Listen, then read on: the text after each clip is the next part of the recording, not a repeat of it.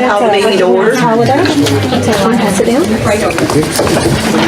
Thank everyone for coming out tonight, and we will start the meeting with a moment of silence.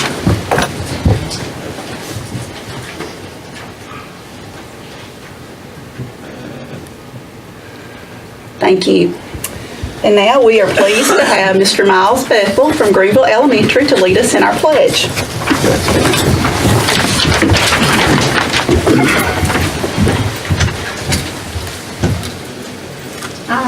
Pledge allegiance to the flag of the United States of America and to the republic for which it stands, one nation, under God, indivisible, with liberty and justice for all. Thank you. Thank you. Okay, board members, it's time to approve the minutes of the prior board meeting. We've had a chance to review those. Is there any questions or comments?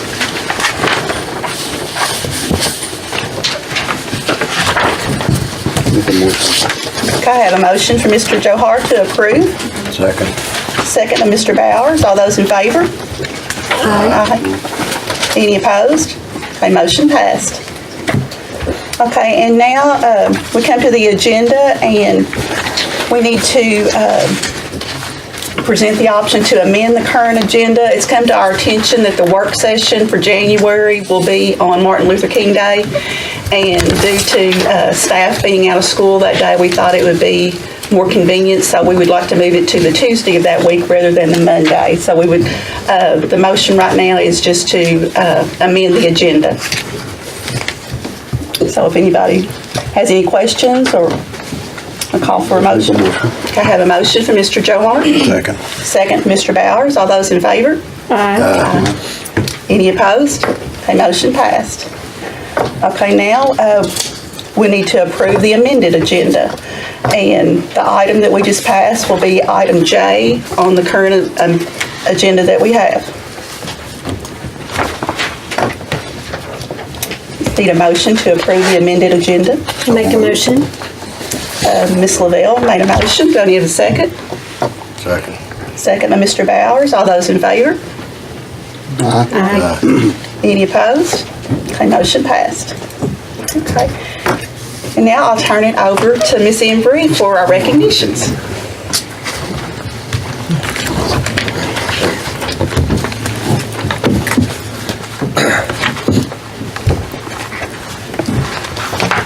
Good evening, board members and guests, and Merry Christmas to you all. We have an outstanding individual with us tonight that we would like to recognize for her years of service and collaboration with the Muhlenberg County School System.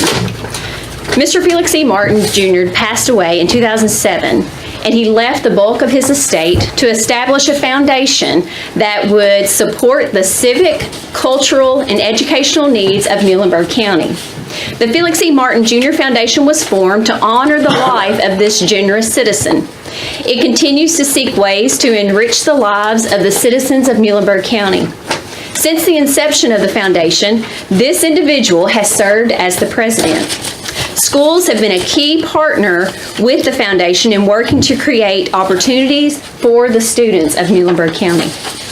A few of the partnership projects, which by the way totals over $5 million just for the school system, not counting all the other great things that the foundation has done in our community. This individual has played a key role, which include the construction of the Tech Wing and Martin Hall, as well as the continued support of staff and improvements at Martin Hall.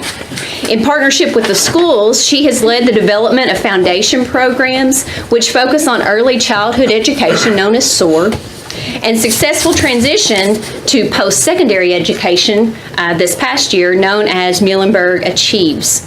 The foundation, under her leadership, has also provided continued support for work-ready programs, family resource centers, and literacy and reading programs, just to name a few. This individual has embraced a love for Muhlenberg County and a desire to see us succeed. She will be greatly missed. So please join me in thanking Miss Kathy Jacoby for her dedication to the Felix E. Martin Jr. Foundation for the past 9 years and to congratulate her on her retirement. Ms. Jacoby, would you come up?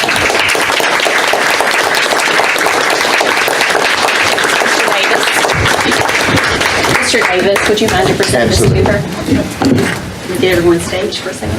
I don't have on waterproof mascara, so. Well, I do, and I thought I was going to. I do indeed. Present that.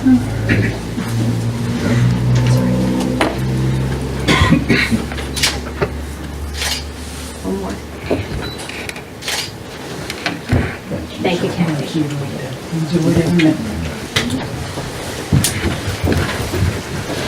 That's all for my recognitions. I would like to ask that we go ahead and recognize Ms. Jones has someone that she wants to recognize, and then she'll pick up the rest when Mr. Davis calls her, okay? I appreciate that. Sure. With this being a busy time of the year, we have a few with choir engagements and then some actually coming after our chorus concert. So at this time, I'm going to turn it over to Ms. Sutherland, our 5th grade teacher, for her to recognize our students, Donnie.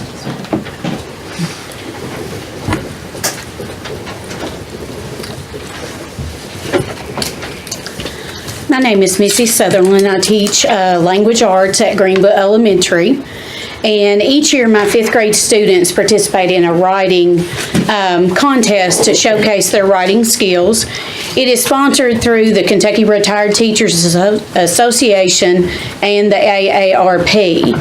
The contest is based upon selecting the grandparent of the year. So this is an opinion writing, which goes right along with what we do with On Demand.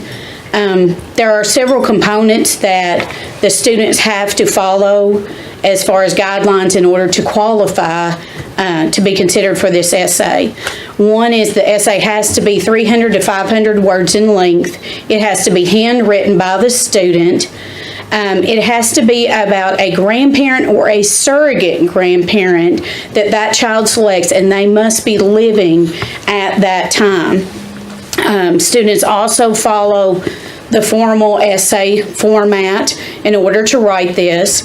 They are graded on their content, they're graded on their grammar, their spelling, they are also punctuation, and their persuasiveness in being able to convince their audience that their grandparents should be honored with this award. This year, what I have done in the past is I go through and I read all the essays. So about 85 essays, and I try to read them twice. And I go through and I look at the components to see which students have met those components. And I try to narrow it down to about the top 20 or 25. This year it was narrowed down to 21. And then from there, I pass them on to Ms. Jones and this year Mr. Blake, which they in turn go through and they read the essays as well and give me their feedback as far as how they feel that the essays rank. So we go through, and once they give them to me, then the school, that is our school winner for Greenville Elementary. They are selected and they go on to a county competition. If they win at county, then they go on to district. And then if they win in the district, then they go on to state. And there are monetary awards and certificates that go along with each level. The winner ultimately, what their biggest, I think, reward is in getting to do this is not only the recognition for their grandparent, but also they read their essay at the Kentucky Retired Teachers Association meeting in April, and they are honored by them. So I think this is a big honor. This year, Miles Bethel was selected as our GES school winner. And Miles wrote actually about his great-grandfather. And that we can substitute that because it says grandparent or surrogate grandparent, so somebody that they feel. And so I'm going to let him share his essay with you all, and you can see why this is such a special writing competition for these students to do.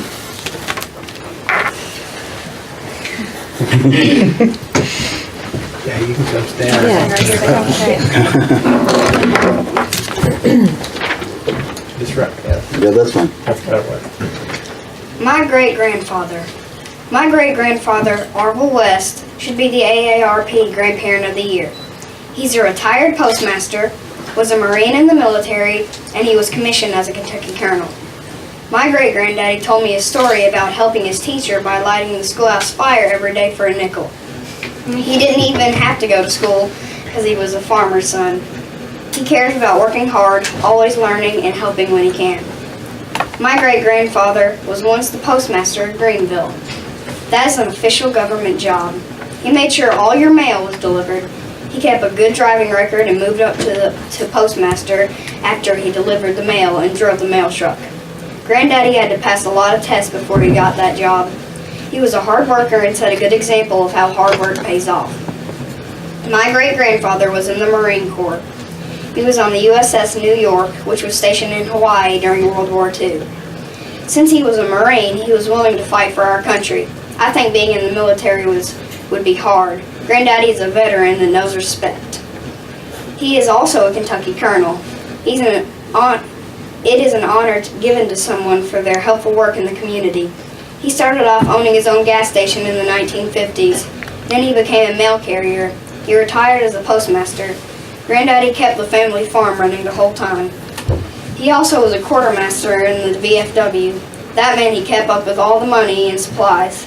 He was named a Kentucky Colonel because he has been contributing to the community for over 70 years. Granddaddy deserves to be the AARP Grandparent of the Year because he worked hard as a postmaster, did his best to serve his country in the Marine Corps during World War II, and is a Kentucky Colonel. He loves to help me, my family, and the townspeople. I hope to be like him one day. Granddaddy, who is 91, means so much to me. We all love him too. He is the greatest grandfather anyone could ever have.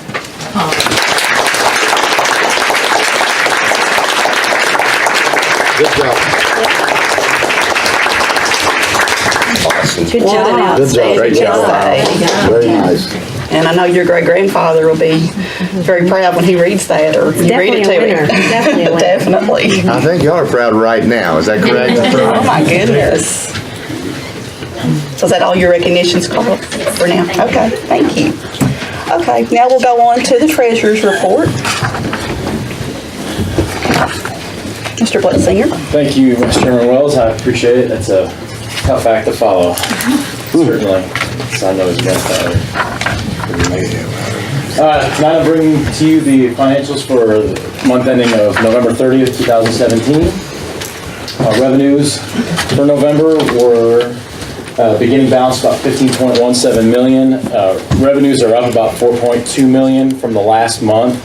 Federal's up about $365,000. State revenues are down about $300,000. However, taxes, as I mentioned during the work session, they're up about $3.668 million. So that's when we get November's when we get the bulk of those payments, and then throughout the rest of the year they'll taper off.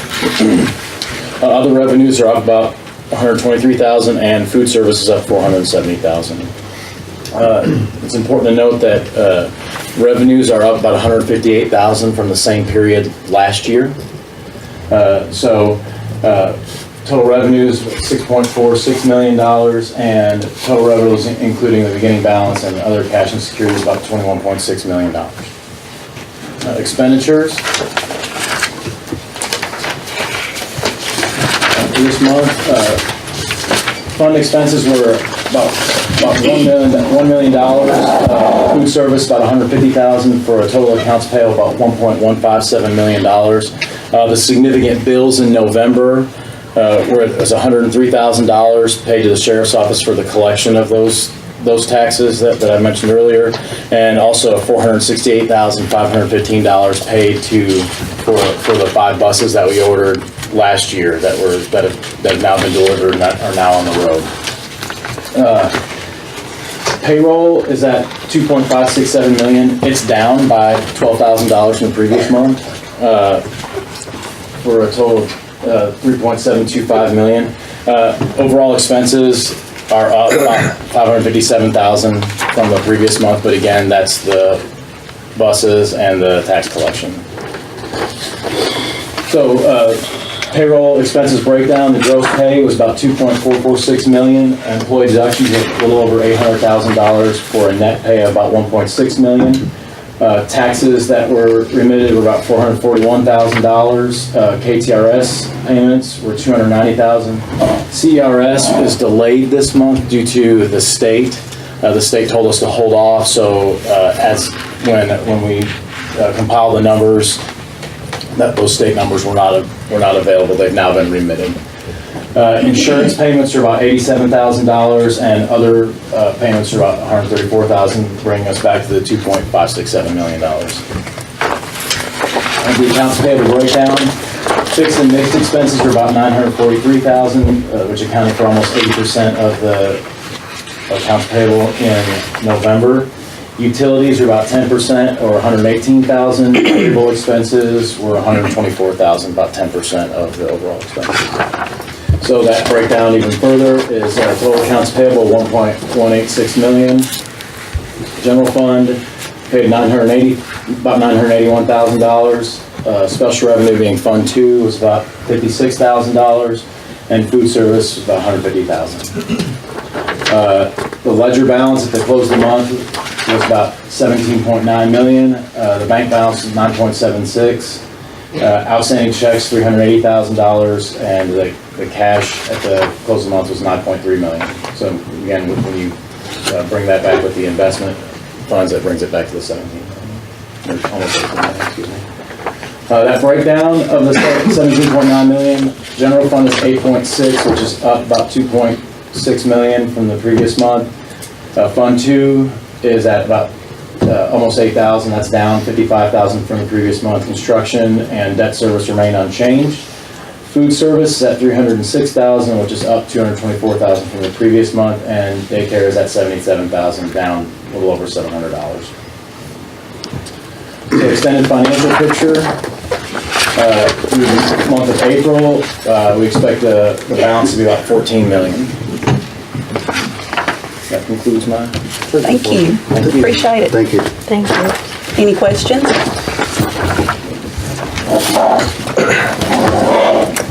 Just need a motion to approve the treasurer's report. A motion by Mr. Joe Hart. Have a second? Second. Second by Mr. Bowers. All in favor? Aye. Any opposition? Okay, motion passed. And now, Mr. Bletzinger, payments of bills and salaries. Thank you again.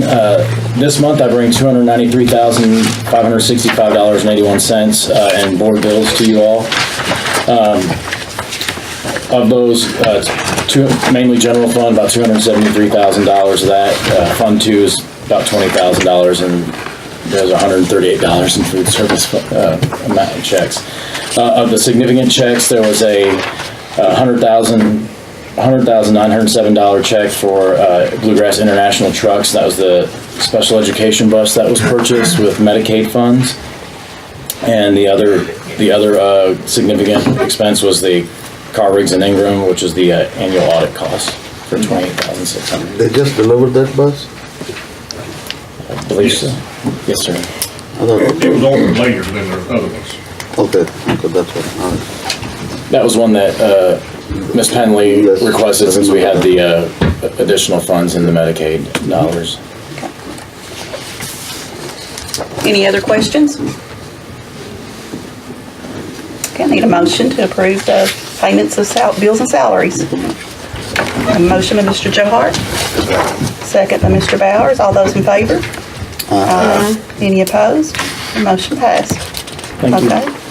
And now, Mr. Bletzinger, the payment of school bills.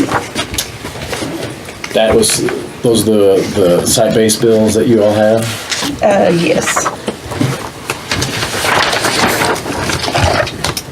It's a review of the school, the site-based bills and their minutes, so.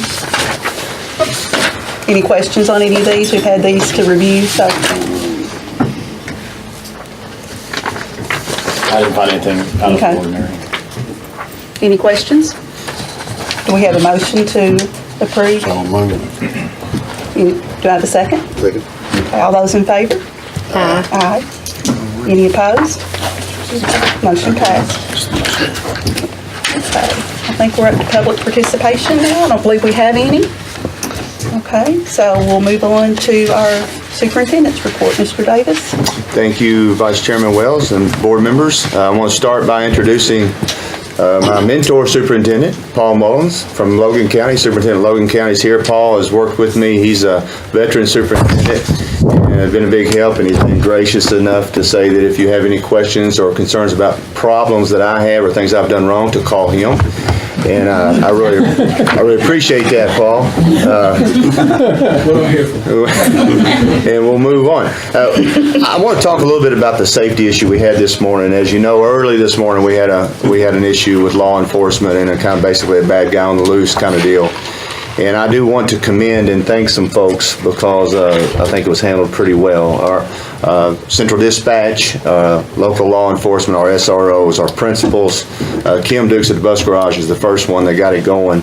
And there was a lot of communication going on. And I think it went really well considering it was a pretty tough situation. And they ended up catching the young man about 7 o'clock this morning. So a lot went on behind the scenes, a lot of communication, and we sat down afterward and we talked about it. And we're going to try to see if we can do anything better.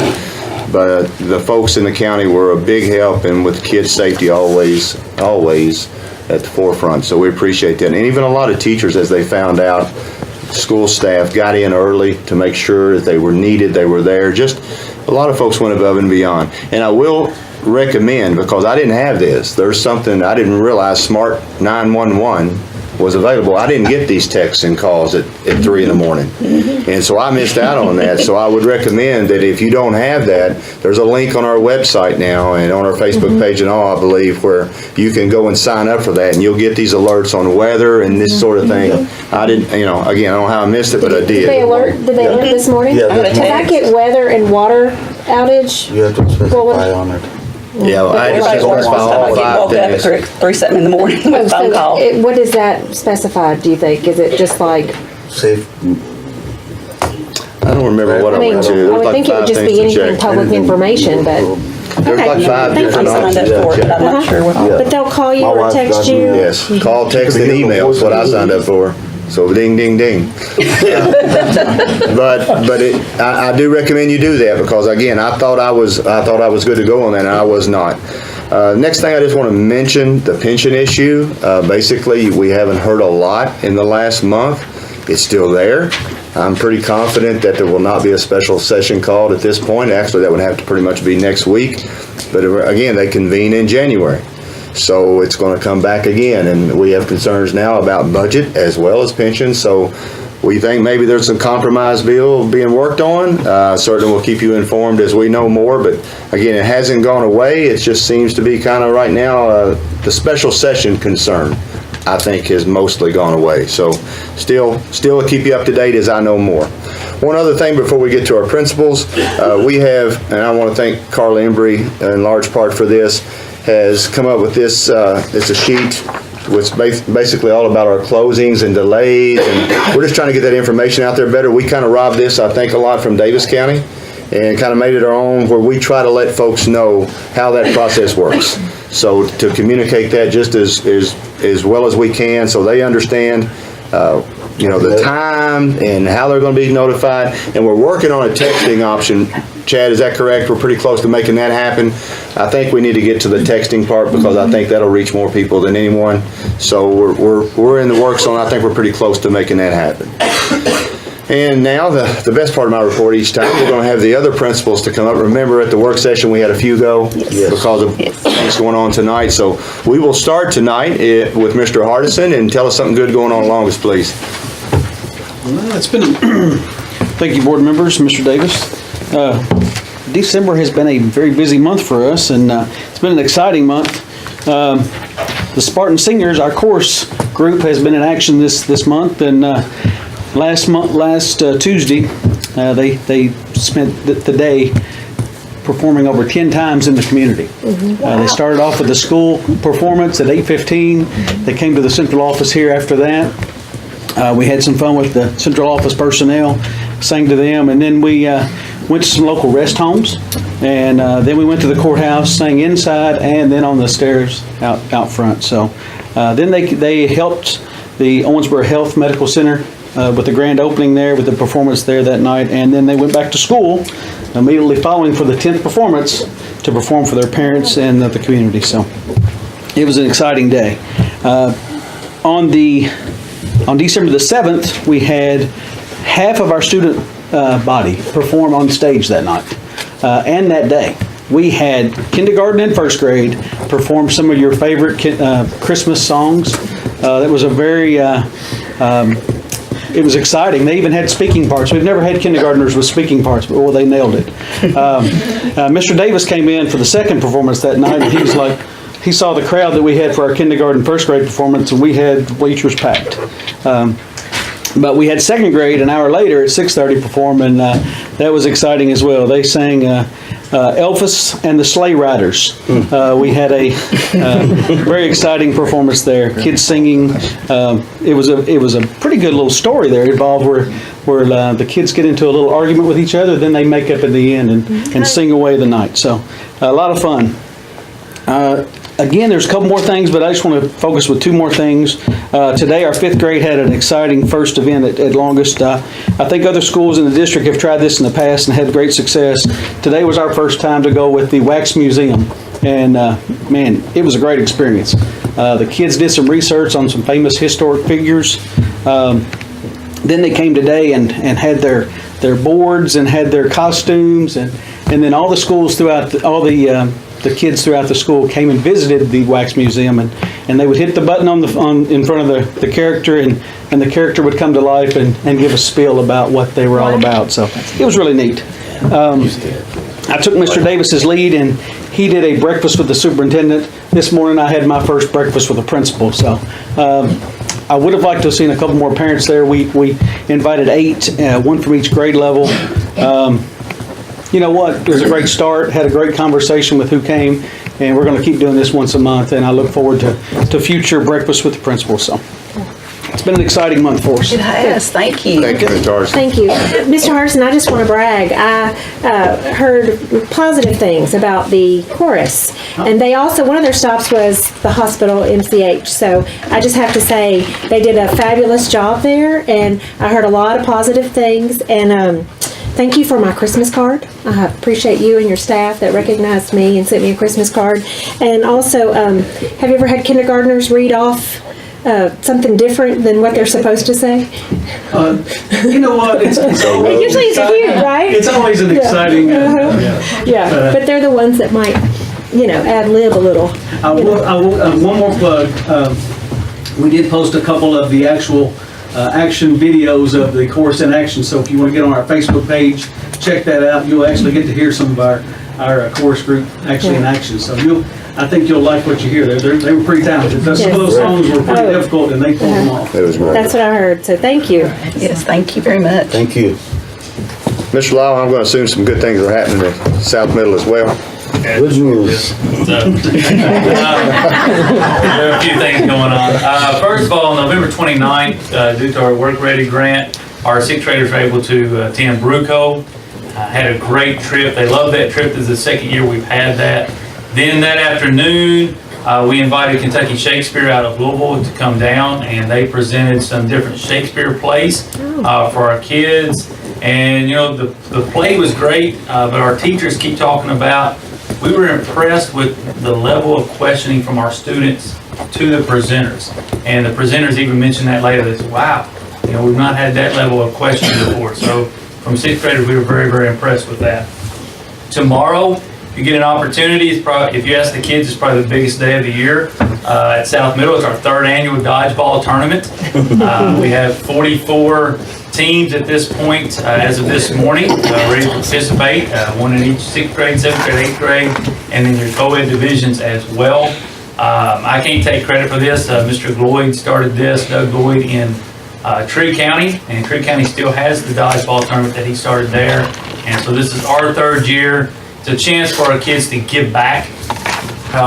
Some of the money that we've raised has went to Make a Better Christmas for Family Resource. This year the money actually comes back to the school for our extreme school makeover that we have in the spring. So again, an opportunity for our kids to give and give back, to kind of learn that skill now at a young age.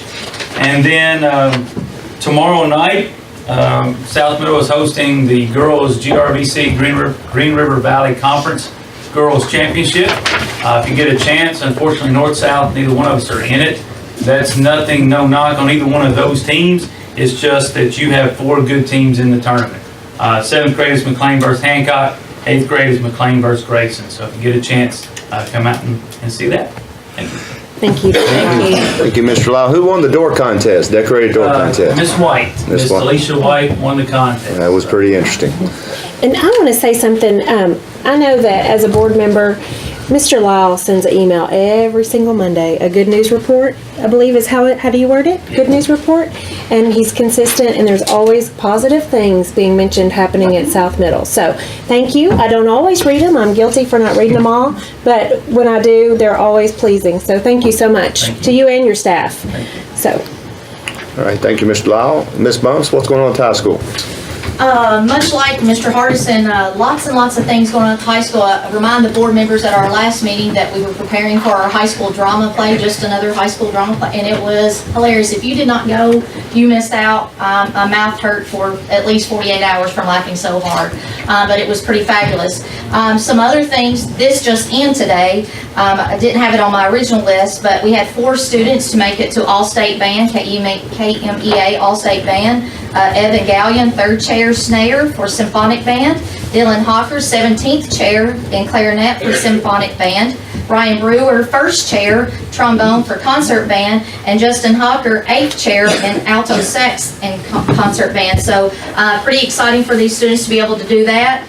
And then a few other things that I would like to recognize some students for. Elizabeth Jones was able to sign with University of Pikeville yesterday. She will be continuing her archery career there, so we're very excited about that.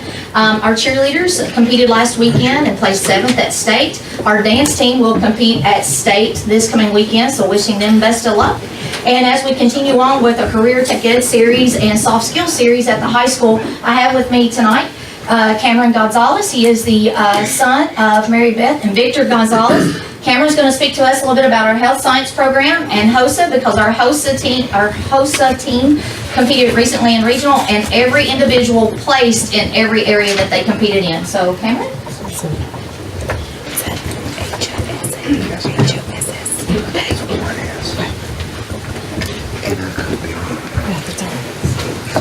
Board member. Hello. Everybody. First of all, I'd like to thank Ms. Bumps for selecting me for speaking today about HOSA and our health science classes in the tech wing. And to start off, I'd like to say a little bit about HOSA. HOSA stands for Health Students Occupation of America. And the 3 main things we really focus on in our club is community service, a love of healthcare, and competition. Competition is a big thing for us in the HOSA. Every year we have state in Louisville. This year, a lot of us, like Ms. Bump said, will be going because last week we had regional and everybody placed. It was a great thing to experience. Everybody was cheering. The sponsors, Ms. Hicks, Ms. Johnston, Ms. Casey, all great supporters and really like mothers to us. They're always wanting to take pictures and please stop, take a picture with us, please. And stop, Garland. So a lot of great support from them and a lot of learning from them as well. They're great teachers. I've had the great opportunity to be a student of every one of them. And this year I am in Miss Johnston's class for 3 whole hours of the day, and it is a great time all the time. In our health science classes, a lot of people think that just the only thing we focus on is nursing. And I get a lot of questions about, well, you're in the health science classes, are you going to be a nurse? No, I'd like to be a cardiothoracic surgeon. And they instead have given me the opportunities to meet with surgeons, meet with doctors of many levels. We've had the great opportunity to explore and explore and tour the 2 hospitals, one in Baptist Health and Muhlenberg County. We have, I hope, soon to go tour the Owensboro Hospital, but Ms. Bumps, I hope you get on that. But they have presented us with many opportunities to explore our horizons and our interests. My class in particular, luckily there's only 15 of us, so there's not a lot of craziness going on. It's just a nice, relaxed class for 2 hours. And they teach us everything from the beginning of medicine, from Hippocrates, the father of medicine, to even the ethical and law side of medicine. And that's what brought great interest to me. When I did the HOSA competition, I took a test, and because of Ms. Johnston's great teaching, I was able to play second. That's about all I can say. They've been great, and they're like mothers to us. Thank you. I'd like to also add that Cameron is a senior with us. He is toying between 3 colleges, Western, UK, and Louisville. I hope he doesn't pick that one, of course. I'm good with the toppers, though. However, and he plans to double major in psychology and Spanish, so very proud of Cameron. He's participating in GSP and Rule Scholars, which also supports the medical field, too. Good job. Thank you, Ms. Rose. Outstanding job. Well done. Makes a great Chewbacca. Mr. Watkins, Renaissance Center. All right, I wasn't here last month. I was at Greenville for the kindergarten night, and my son was in a play, so I went to that. It was a good night, funny, fun. So I wanted to kind of talk a little bit about October since I wasn't here. First of all, big thanks to Wes Miller from the Greenville Police Department and Philip Groves from the Fire Department. They came and did the active shooter training for us in October. That was, I believe, one of our work days or PD days. We utilized that to get that training in. So definitely things like today that happens, it's always good to have that training. This morning, the incident that happened kind of keeps that in the back of your head always. So thanks to them. Another thing for us, a lot of our kids that come to us are habitually truant. And the month of October, we had 91% attendance. So that's a huge jump for us, the highest that I can remember in my 3 years there. So, and then kind of for the semester, I just wanted to give you all an update. We completed, the MOVE program has completed 64 classes the first semester. Those are kids from 15 to 20 years old. Some of them have dropped out and came back to us, and pregnant teens and different things. So proud of those kids. And then on the alternative school side of things, we've covered 16 credits. So we sent back 17 kids this semester, and 15 of those students have been successful at their regular school. So proud of all those guys. Thank you. Thank you. Good job. Mr. Joer, I do believe all schools now have had the active shooter training. I believe that's correct. Ms. Jones, Greenville Elementary. Great, thank you. Got a few students coming in here in just a minute, and several of them are from our course, so they've been very busy this week.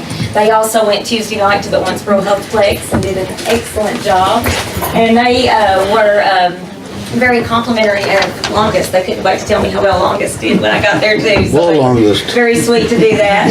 And also, we're very proud of our kids for giving back again. They are doing a food drive school-wide, have filled over 4 shopping carts. IGA, or Food Giant, has been gracious enough to loan us some shopping carts to fill up, and we've got it surrounded with a lot of Come on this way. back to the adults. Come on in front of us. And these kids have something to show off for you. And Miss Beliles, they're Stand there, little Miss Carvers.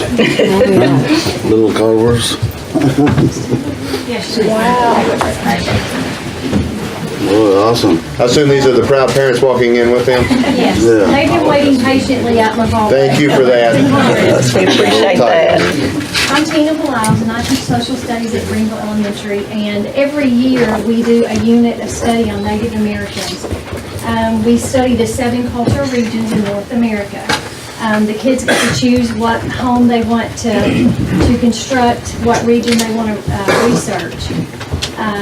And they take that information, they have to give a presentation, oral presentation in front of all of the 5th graders, which is about 85 students. And it's really a challenge for some of them because it's the first time they've ever gotten up and spoken in front of a large number.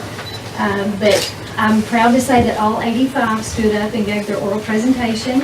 All 85 students constructed their home and could tell you all about it. So we just wanted to come tonight to share with you what we've been doing and let you see kind of some of their work. Can you go through and tell your names and your culture, region, or your home? My name is Taylor Wilkins. I built the wigwam, and the tribe that lived in this home was the Eastern Woodland Indians. My name is Ethan Buckner. Mine is the Chickie House. It is located in the southeastern cultural regions. And the people who lived in this house are the Seminole. My name is Haley. I built the wood house with cedar totem poles. This house will be located in the northwest coast region. My name is Taylor Giddens. I built the underground winter home, and the cultural region that I built, the cultural region that it is in is the plateau. My name is Alyssa March, and I built the Palm Leaf Chicken Home. It's located in the southeast coastal region, and the tribes who lived in this home were the Seminoles.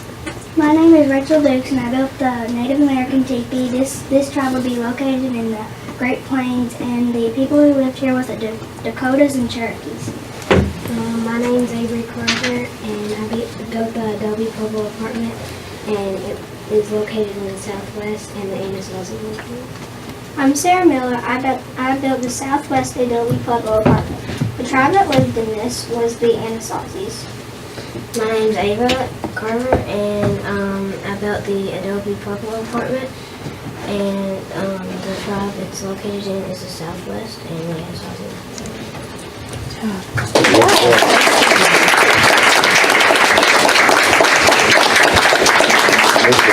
Those are very impressive. Great job, guys. Yes. Great job. Well done. Well done. Good job. Good job, Sarah. Good job. It's all right. Even if Leslie boarded it off. Yeah, he did all right. Yeah, he did a good job. He was proud. He was daddy proud for a minute over here. That's right. I remember my kids building those at Greenville Elementary yeah, with Miss Beliles. Miss Jones, is that? Yes. I mean, that's great. I'm not saying there should be more. Okay. And that concludes my superintendent's report. Well, I can easily say this is my favorite part of the board meeting. Lots of talent, and I love seeing all the different avenues that are being explored, from drama to chorus to archery, and you can just see how it's shaping the kids' future. So thank you for everybody that thinks outside the box and does all this extra stuff. Okay, I think we're ready for Miss Browning for personnel.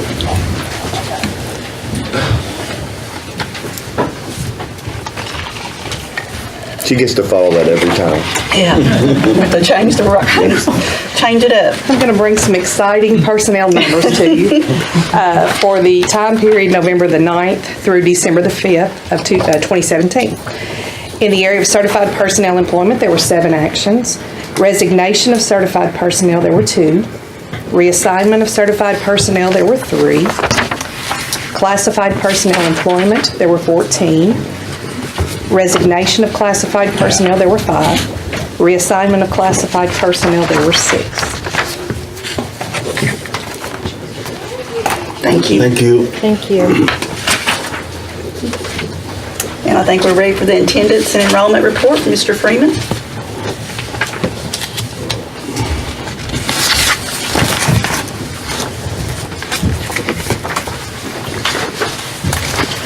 Thank you, Ms. Vice Chairman, board members. Just want to go over our 4th month attendance for our current school year. Our 4th month began November 6th, and last day was last Tuesday, December the 5th. Our attendance for the month was 93.78 compared to last year, 94.12, down about 0.34 percentage points. Last year, at this time, we were at 95.18. Currently at 94.67, down about a half a point, about the same amount as far as compared to last month. Enrollment numbers, we are currently at 4,639 compared to 4,758 this time last year. It's down 119 from our 4th month, down 67 from the last day of school this past school year. We're up 23 from last month. And our current enrollment is, as of today, this morning, 4,633. So that was down six students from the date of December 5th. Some of the 25 that we almost had, or the enrollment increase was due some of it to Job Corps. We're also, I'm sort of monitoring this a little bit closely once a week now. But we're, the Job Corps, we were up to almost 40, almost 46, 65, but Job Corps, it was a time to, they lost about 30 kids that had graduated from the program. So good thing for them. But that's the attendance report for this month. Any questions? Thank you. And I think you're next to review the calendar committee's recommendations. Thank you, Ms. Vice Chairman. Just want to go over a couple things. Again, at our work session meeting Monday, based on the new legislation that was passed this past legislative cycle, it requires 2 sessions at the board meeting. One, just information going over some things about the calendar and what the calendar committee proposes. And then at our January meeting, that's when it'll be a board action item to vote. Okay. I do want to thank our committee, our calendar committee, that by state law consisted of 2 parents, 1 principal, Mr. Hardison, 1 elementary teacher, 1 high school teacher. We had 2 classified employees, 1 board member, which Ms. Wells served on that, central office staff member, which Mr. Davis designated myself. We had 2 community members, 1 which was a member of the Muhlenberg County Tourism, and then also we had 1 of the that was a member of the Chamber of Commerce. So very diverse group, and very good group to work with, and very pleased with what we came up with. Basically, you have 2 options. Option 1 is you can begin school the closest Monday to August 26th. It gives you some flexibility as far as instructional time. The other is you basically can start school whenever you want, as long as you meet the requirements. And there's 2 major requirements if you do not take that first option of starting school before the 26th or thereabout the 26th on the Monday before Labor Day. You have to go a minimum of 170 days, instructional days for kids. Kids have to walk in the door 170 days. And you have to have 1,062 hours of instructional time. What we've decided is we came up with a proposed calendar that includes 170 instructional days, 4 professional development days that are required. There's 4 holidays that are in the calendar. We have 5 work days or planning days for staff, and we also have an opening and closing day for staff, and that brings you a total of 185 days. But again, 170 of those are instructional days. Our committee at this time, we did discuss this several times regarding the instructional time and the number of instructional hours and non-instructional hours in our school day. We thought it would be best to recommend to you all that we currently stay on the same instructional path, starting times for all of our schools.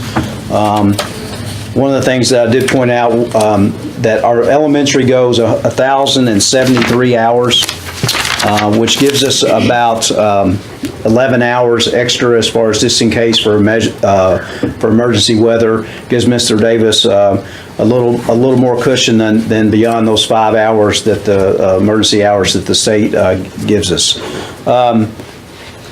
Just a couple things just point out on the calendar. The first day for kids would be August the 8th. Prior to that's on a Wednesday. Prior to that, we would have the opening day for staff, a work day on Monday the 6th, and then a PD day that could be used for principals professional development on the 3rd. We do have, obviously one of our holidays would be Labor Day. We have a professional day on October 5th, followed by October 8th through the 12th is fall break. That was one of the things I mentioned to you all the other night, that the the community and parents really like the fall break. That's the number one thing that we heard they want to keep. Smoky Mountains like that too. Right, or Destin, Florida, right, exactly. Yeah. PD Day, November the 5th, and then the 6th would be an X-Out Day, November, that would be, it's an election a year. The other would be, we get out for a break for Christmas would be December 14th, which is a Friday. We have a work day in February, I'm sorry. We have a PD day in February, and then 2 more work days in March. Spring break is April the 1st through the 5th. Last day for kids would be Monday, the 20th of May. We discussed this a great deal.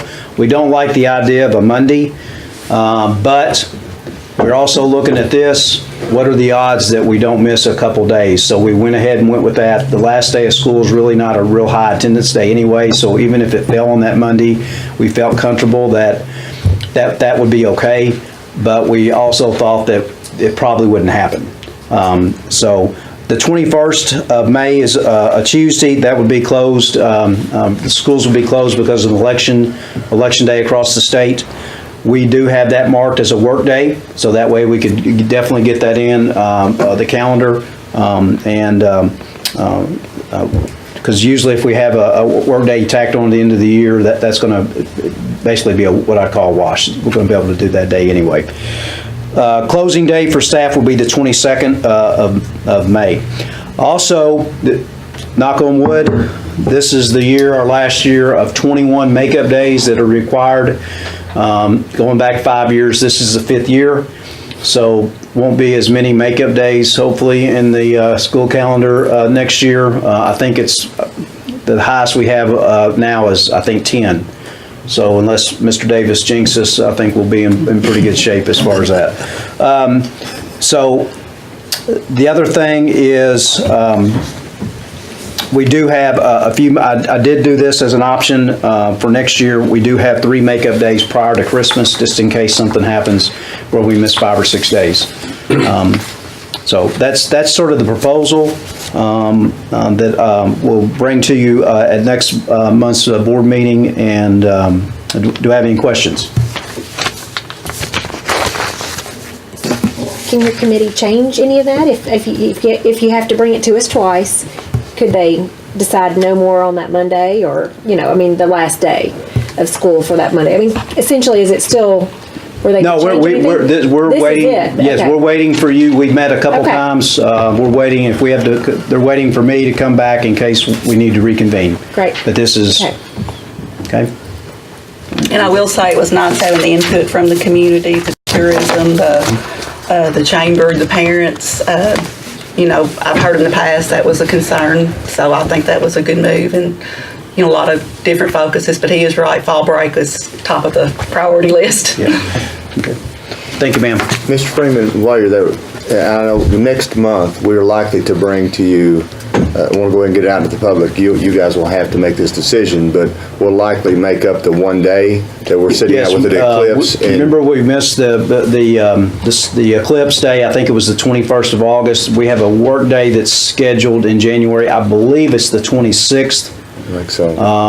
And that's one of the days that I would come to you all and ask that we would go ahead and use that as a makeup day for that day in August. So I can't remember the exact dates, but that's one of the things that we're going to sort of send out, saying that it's going to be proposed to you all. Okay? All right. Thank you. Thank you. Thank you. Thank you. Okay, we're ready to move into our board action items, and the first thing is to consider the financial audit. So Mr. Singer, I'll turn it over to you. Thank you again, Vice Chairman Wells. Tonight, we have Mr. Laney White with us. He's a partner at Car Riggs and Ingram. He has been helping us with our audit for the last several years. I believe this is the 5th one. Okay, and I just want to bring him up, let him go over the slides that he has for us. We also gave to you an electronic copy of the audit, and now we have a print copy, so.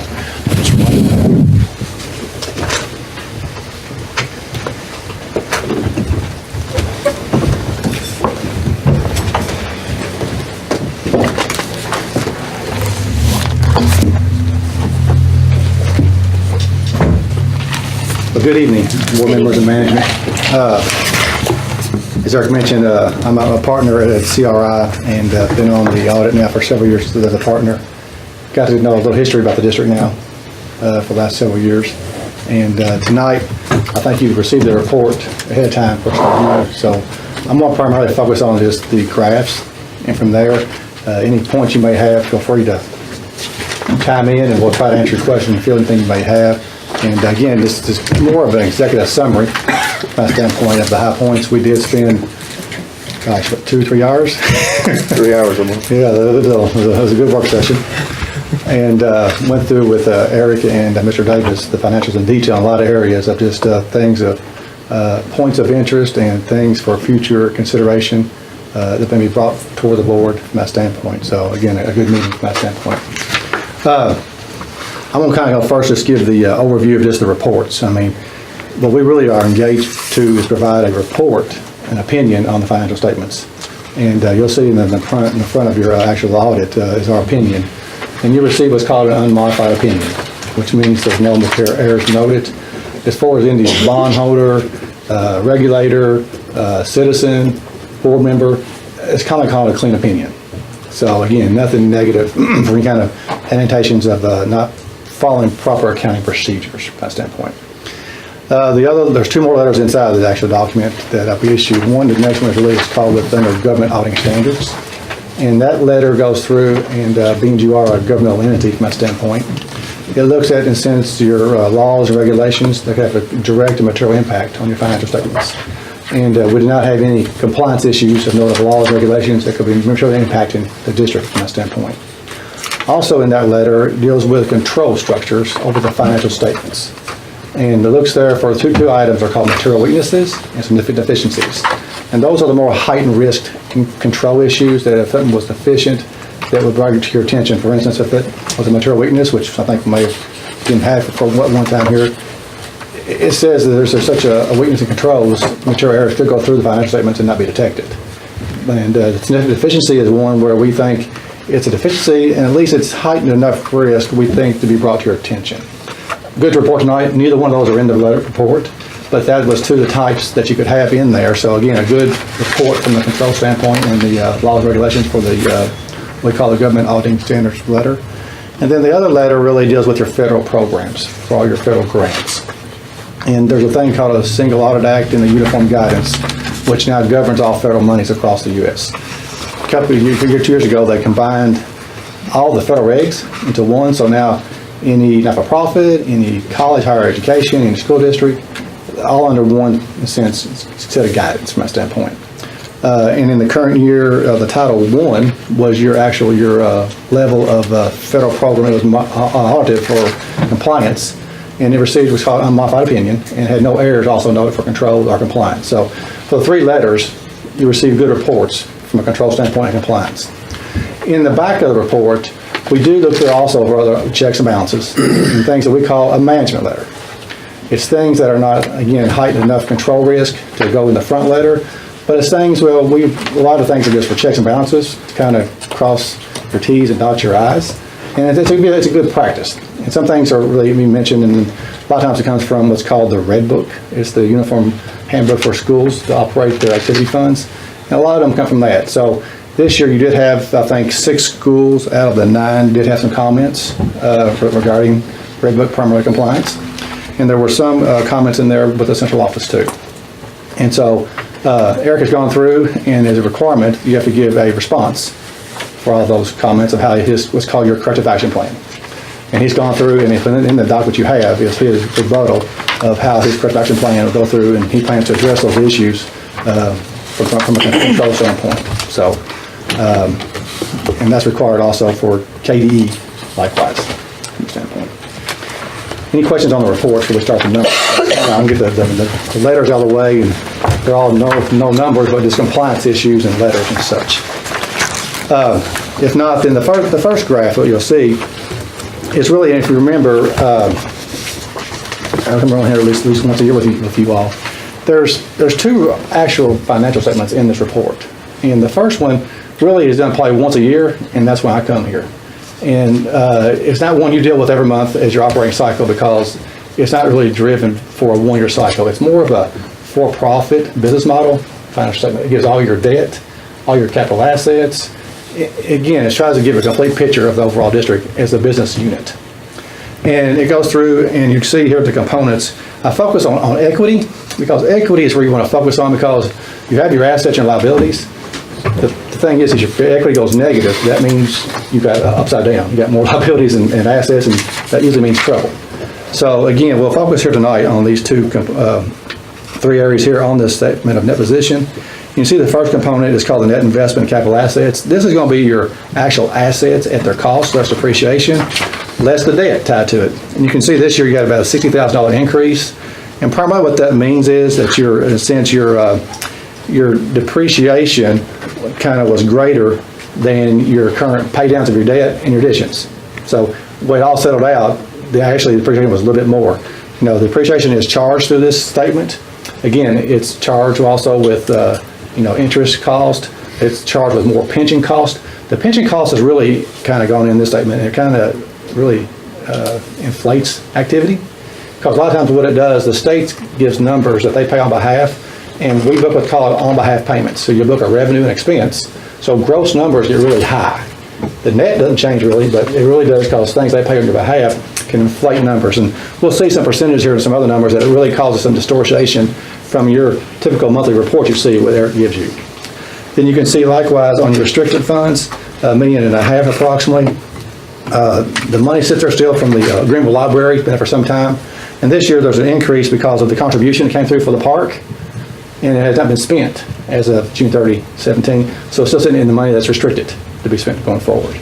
And you can see your unrestricted. Now, again, this is a commencement. You'll see, I'm going to say this several times tonight, to the board and to the management of the district over the last several years. District was in some serious financial issues a while back. And there were some hard decisions made. And you look at these things for stair steps. And what you always want to see is the positive stair step going up.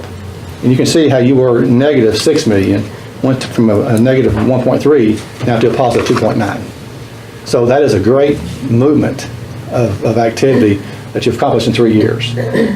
So again, I commend the group of the board and the management team making these actions for a financial situation to turn something really, heading more in a negative situation to a positive area. So again, a positive sign from that standpoint. The next graph, any questions on that graph? If not, on the next graph, you'll see the revenues for the government-wide. It's called the district-wide here, too. You can see the actual percentages are really unchanged, the general revenue and program revenue. And this has really not been typical. This is my third report this week to districts. And normally what I've been seeing as a trending really is that the actual general revenues have been increasing more than the program because of the pension numbers. The pension numbers of the state have been increasing more than the actual grant funds. But this year, with your $1 million contribution that came in, it really kind of evened the edge up to where the percentages didn't get fully swayed as much as would. So if you pull that $1 million out, you would have seen more of an increase in the general revenue and a drop probably more in your program revenues. But being as it was in there, that kind of offset the balance kind of from a standpoint. So that's why really there was no change at all. Next year you would probably see, again, the general revenues having more of an increase, the program is going down. Because that $1 million is not an annual activity for you folks. On the expense-wise, you can see also like on the function for the instruction, actually went up of 1%, and again, this is pretty much from the KTRS on pensions driving it up. Support likewise went up 1%. Food service was pretty flat, and debt service really was flat. It's just the other numbers went up so much, it caused the percentage to change some from that standpoint because of the total increase in the pie of the cost. And that's pretty much the most activity from that standpoint. Any questions on the government-wide? What covers on the others? The other is just a catch-22. It's a little bit of things that aren't directly contributions from miscellaneous things, and it's just a miscellaneous expenses covering other programs. It really is a catch of a little bit of everything.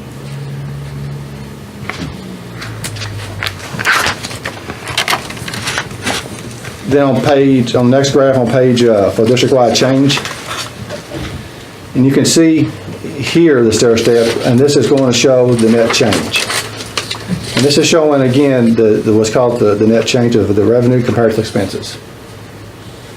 And you can see again 3 years ago you were at a negative 1.2, went to a 3.6, and now to a 5.1. So you had huge leaps last year of a 4.9 million increase and a 1.5 this year almost. So again, we saw the equity going up. This is causing here because of the net change of positive revenues exceeding the actual expenditures. And again, this will also include a lot of the depreciation. It does not include debt service as a cause, only interest.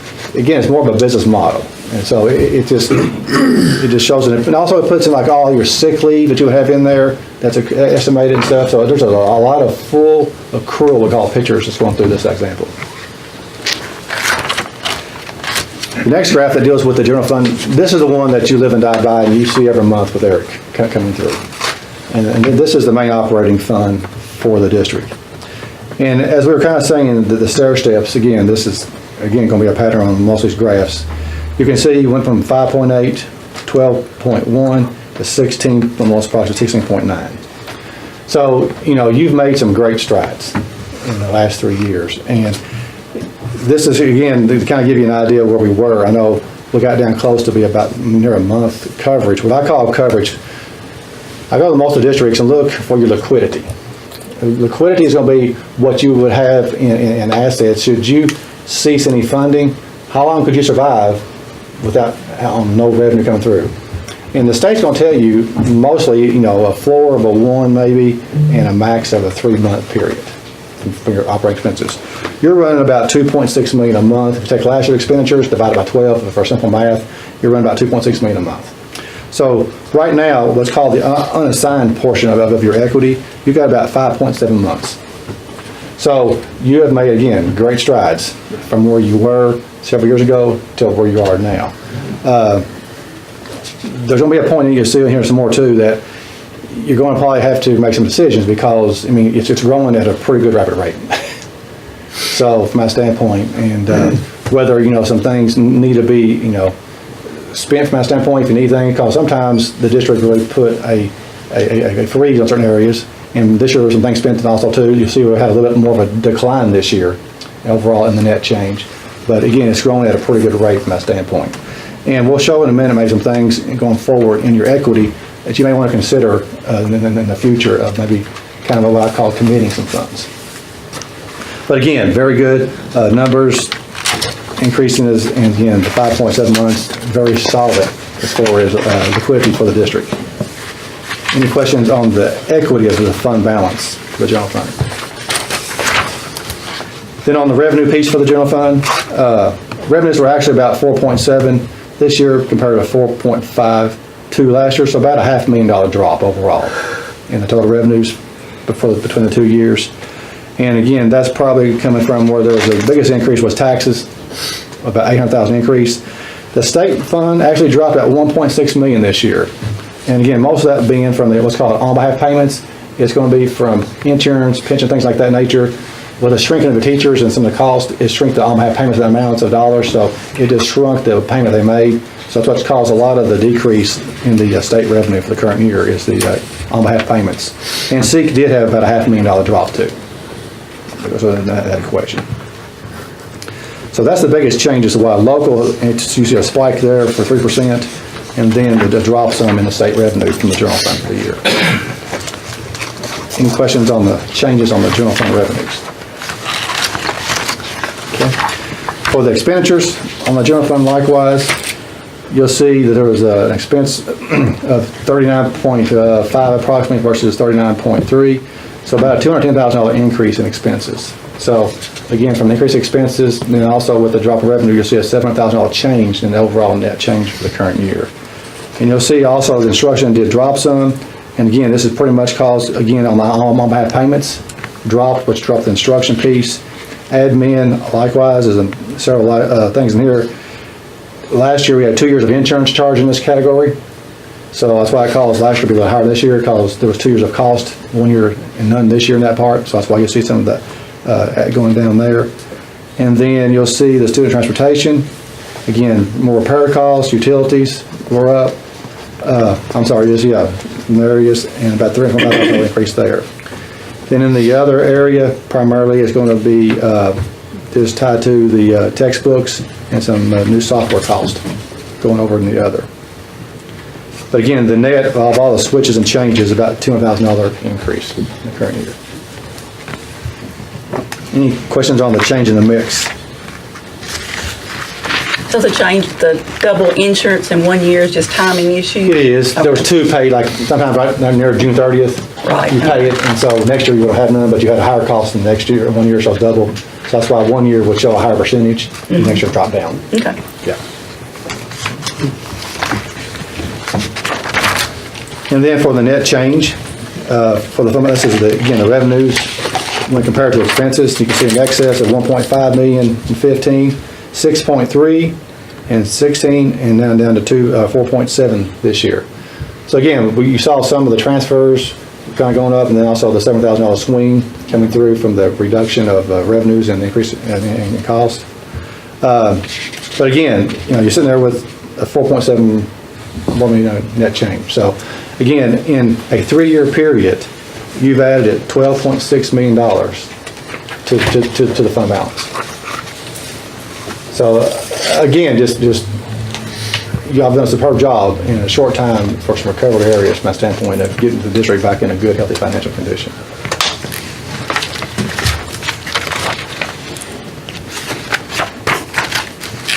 Now, the last graph kind of goes through, and this is on the, again, the fund balances of the general fund. And again, the fund balances can be divided, and this was done several years ago with the standards that came out for equity. And again, what it tries to do is it tries to educate the readers of why you have certain equity balances in your governmental entity. And right now, you can see by how yours on the far right has just really spiked, how it's going up very quickly. And what you try to do, and you see on the side that says committed, you have nothing there. I talked some with management the other day, and something you all might want to consider really is, there's things maybe that you have not addressed as well in the past because of your issues you've had financially, and now things have turned better, is commitments are where the board can come in and say, if for instance, if there were some type of major repairs or major transportation issues or something that you're planning for future outlay of capital that you need, you're not just in a sense creating a balance here and holding on to excess. There's a plan for that. And so what to do, the board can come in and what's called is committing those funds. And with those commitments, it does take board action. And the board can make that, and that's something that Eric will go through on the financial statements. And you'll see this thing called unassigned. It is reallocating out of unassigned over to committed.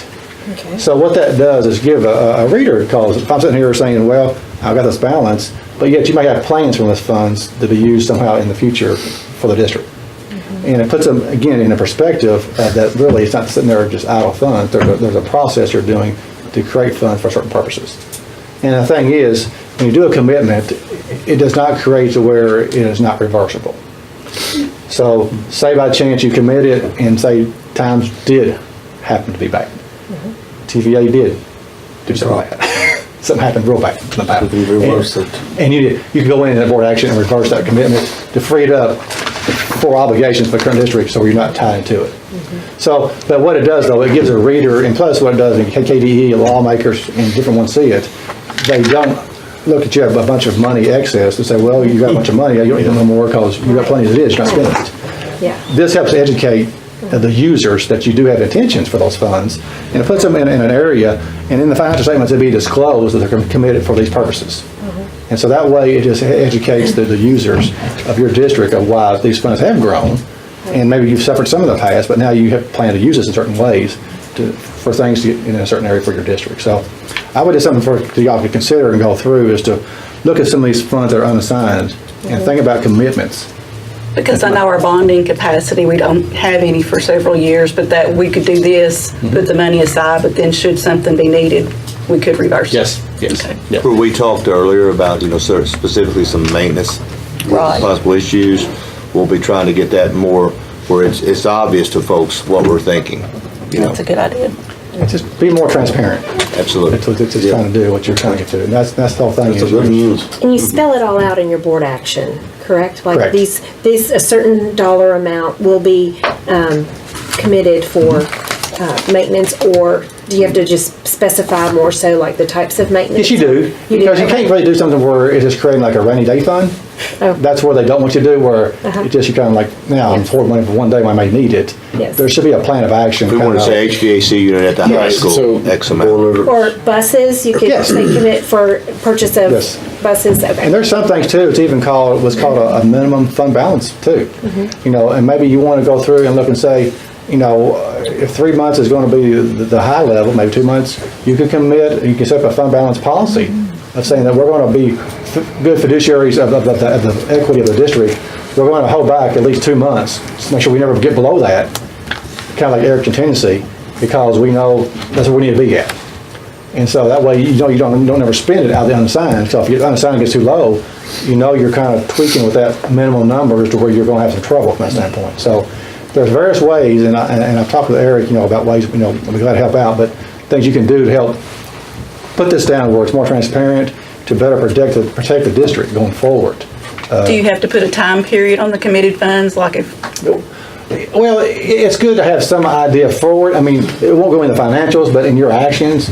So it's not like it's going to be 10 years down the road. I mean, it's something, if it's a 5-year plan or 3-year plan, something to where you go through and have something kind of, So when you commit and you're specific in board action, should you make it, at the end of the year, June Doesn't matter. 30th, or no? Okay, so Doesn't matter. you don't need to wait to a certain No. time to No.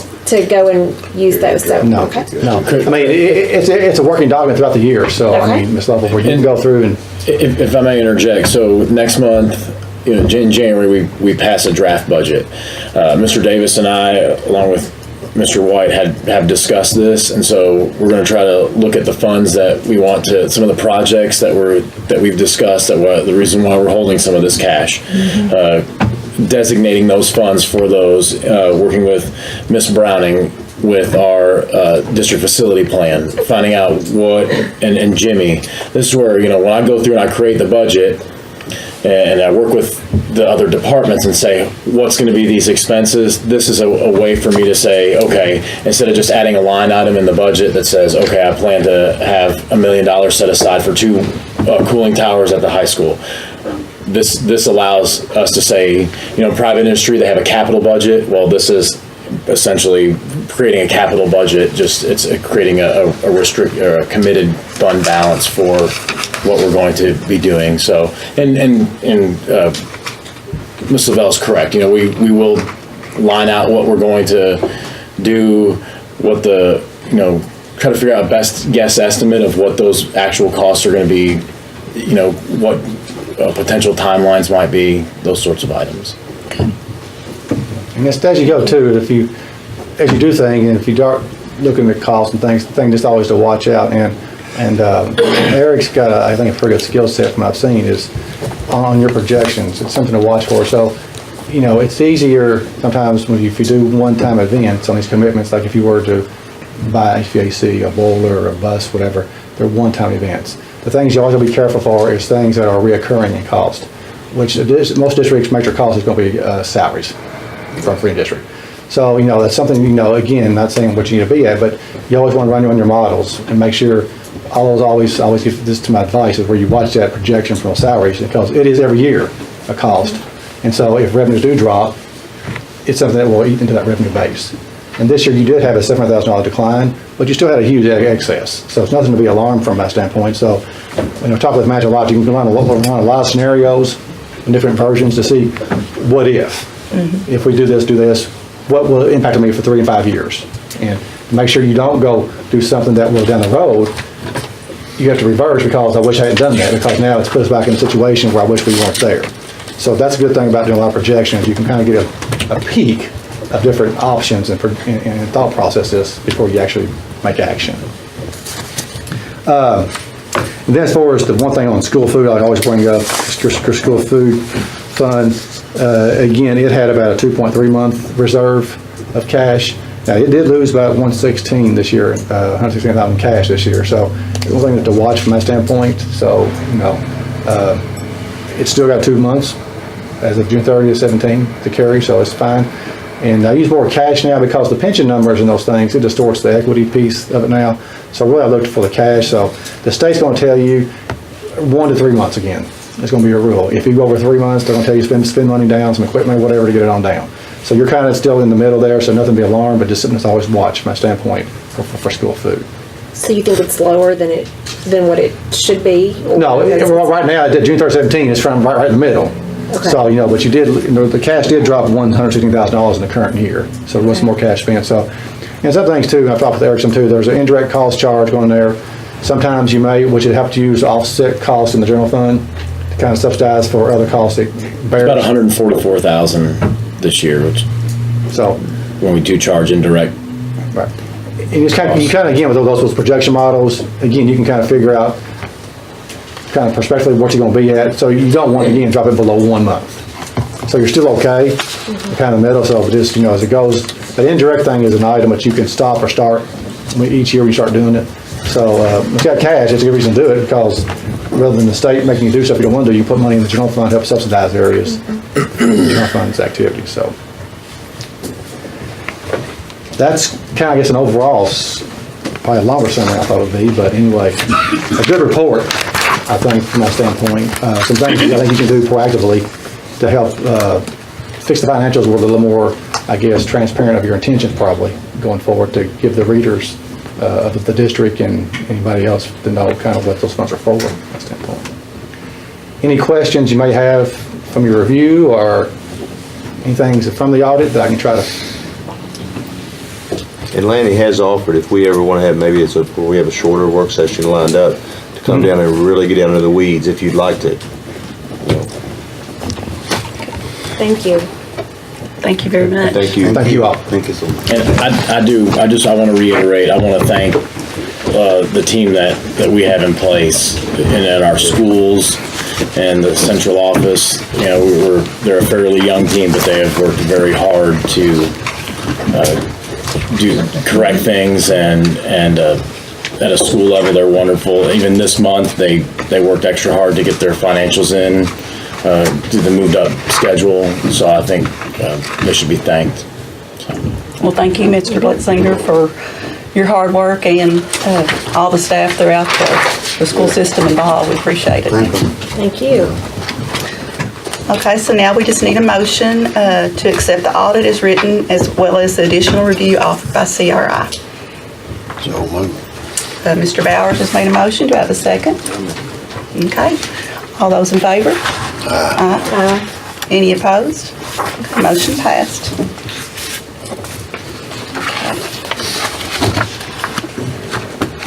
Okay, now we're to approve the design development plan for the park.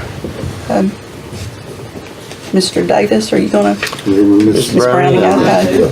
I actually have a voice this month. All right. Yeah, you off from last month. I couldn't talk. Basically, Mr. Thomas came to the Monday work session and explained all these documents to you. We have a series of 3 documents that are up for approval. The first one is the design development plan for this the Jenny Gish and Harry Gatton Park. And he, I think, pretty thoroughly explained those were the documents and gave us a copy of those. You also have an electronic copy of those. So if you want to do one at a time, we could go through the first one. That's what we need to do. So the first motion we need to do is approve the design development documents for the Jeannie Gish and Harry Gatton Jr. Park. I just need a motion. So moved. Mr. Bowers has made a motion. Do I have a second? Mr. Johar has made the second. All those in favor? Aye. Any opposed? Okay, motion passed. The second document is the BG2. Basically, the BG2 is the energy design criteria. And once again, I think he explained that. So we just are asking for approval on those. Okay. Is that the addition? I think Monday we talked that there was. Actually, BG2 was the, yes. So that's where we add the addition to our packet. Yes, Thank you. yes. Yes, this is we need a motion to approve the BG2 for the Gene Gish and Harry Gatton Jr. Park. I'll make a motion. Ms. LaBelle's made a motion. Do I have a second? Second. Mr. Bowers a second. All those in favor? Any opposed? That motion passed. And the third one is the BG3, which is the statement of probable cost. Okay. Mr. Joe Harris made a motion to approve the BG3 statement, and I'll second that motion. All those in favor? Any opposed?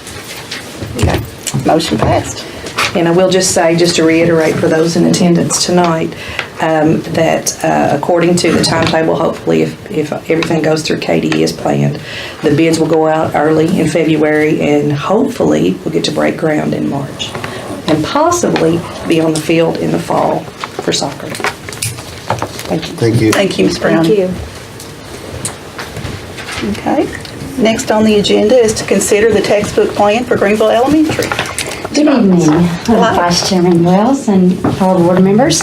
Greenville Elementary would like to purchase the Benchmark Advanced Series in Digital Resources from Benchmark Education Company.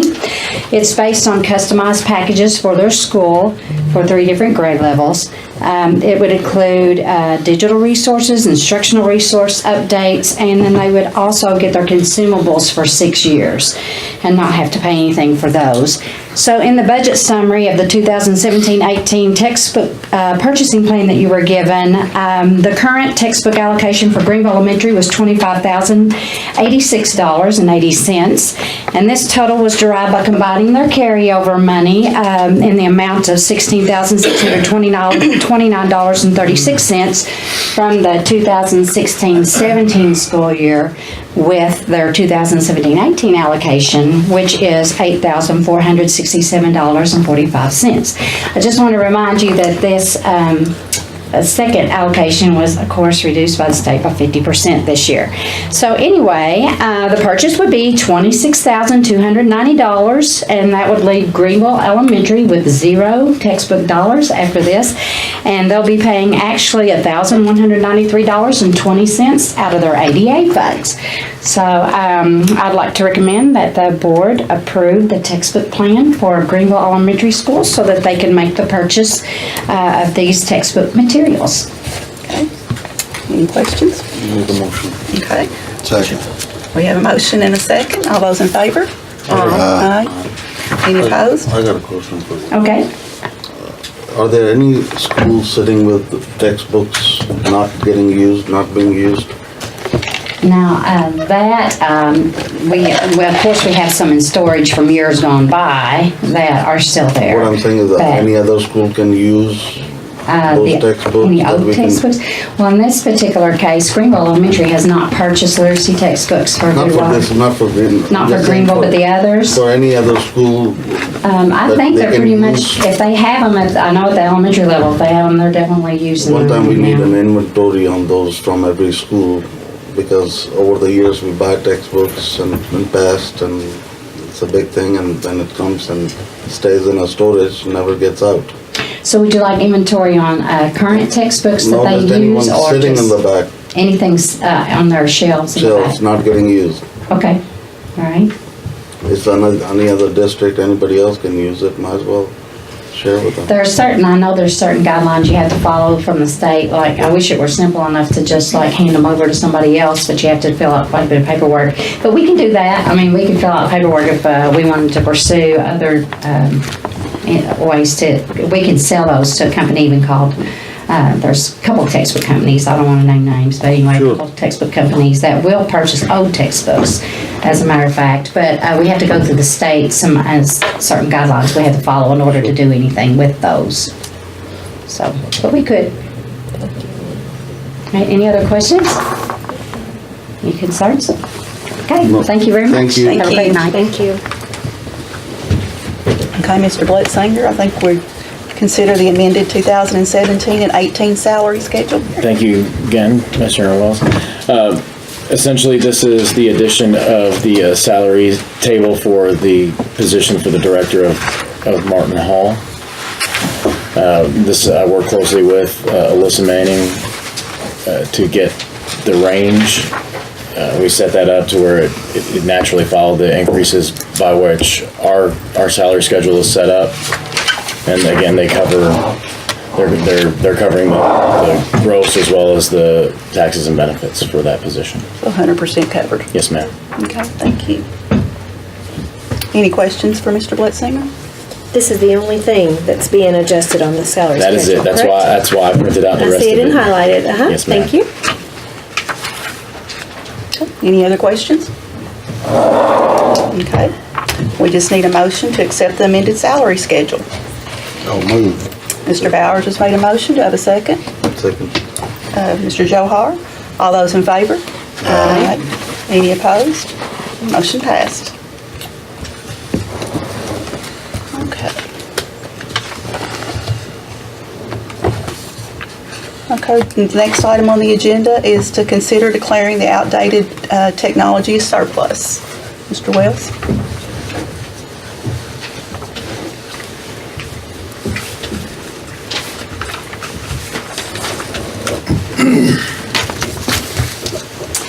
Board members were asking to surplus old technology items.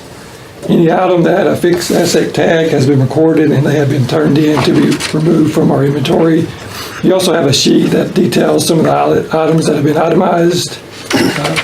And we'd like to be able to surplus these. Any questions for Mr. Wells? When we surplus, are we removing hard drives? Depending on which See what I'm vendor saying, like you use, privacy they or- will shred them or they certify that they've been destroyed. So we can guarantee there's not any information? That's part of the certificate of the vendor you use. So yes. nothing's being, The vendor we normally use does not repurpose. This equipment is too old to repurpose. It's destroyed or recycled. Typically just get the metals out of it. are we looking at having to buy some from schools because of this? It just seemed like a large amount. No, this is typically, the majority of this is old TVs that were at schools. That's why you see that big number at the top on the TVs. Or teacher units we replaced during the summer with the ones we bought in the early summer. So it's things of that nature, or it's some computers that were bought 10, 12 years ago that they're no longer safe to be on your network, things of that nature. Thank you. Any other questions? Okay, just needing a motion to declare the above items as surplus. Move with declare them surplus. Okay, do I have a second? Second. All those in favor? Aye. Any opposed? Okay, motion passed. Thank you. Thank you. Okay, Mr. Perkins, I think you're up for the Comprehensive District and School Improvement Plan. Yes, ma'am. Ms. Vice Chairman, board members, as we discussed on Monday in detail, the district improvement plan is complete. All required components per KDE have been updated. It's been reviewed by, as I shared, the district leadership team, principals, teachers, classified staff, students, and the general public. We are still willing and eager to get any other feedback, and we will continue to do that both at the district level and at schools throughout the rest of the year.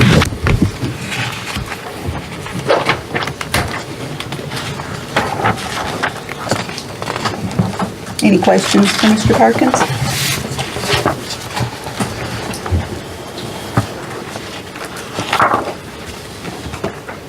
Nothing. So these are targeted to be achieved by 2019, Yes, that's ma'am. correct? Yeah. Okay. Remember, since this year's kind of a flux year, and a lot of times our goals will be 2-year goals anyways. Okay. I went ahead and did this kind of as our own baseline year.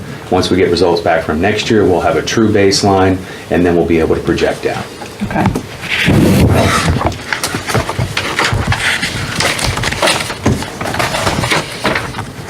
Need a motion? Yes. Need a motion to approve the Comprehensive District Improvement Plan. Mr. Johar's made a motion, and I'll second. Any discussion? All those in favor? Any opposed? Okay, Motion passed. The next item on the agenda is to review the superintendent's annual evaluation. And Monday night at the work session, the board actually went into closed session to do a formative evaluation of Mr. Davis's progress to date. Nothing was scored. It was just talking to Mr. Davis. He was in the meeting with us, back and forth discussion. We will do a summative evaluation in June, and that will be when we do more of the formal, where we come back out and do the numerical scoring system. And the regulations that explain this, it's pursuant to KRS 156.557 and the policy 2.14. So does anybody have any questions or? Okay. Just when we throw him under the bus. Yeah. The new one. The bus. It took him a while.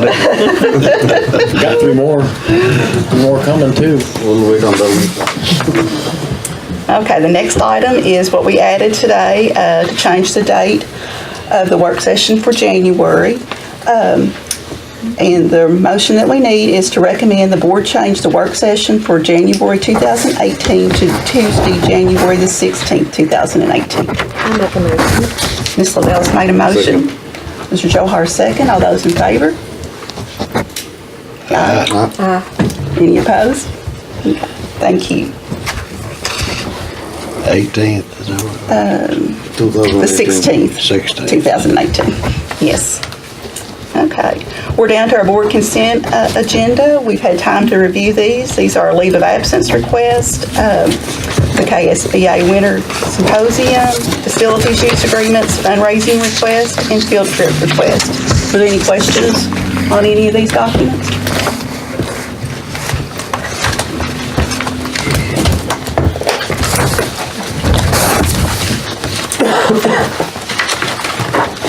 Not, I need a motion to approve. I have a first by Mr. Bowers, a second by Mr. Johar. Are those in favor? Aye. Any opposed? And motion passed. Okay. Just need a motion to adjourn. I make a motion. Have a motion to adjourn. Second. All those in favor? Say aye. All right. Thank you all for coming out tonight, and everybody have a Merry Christmas. Yeah. Thank you.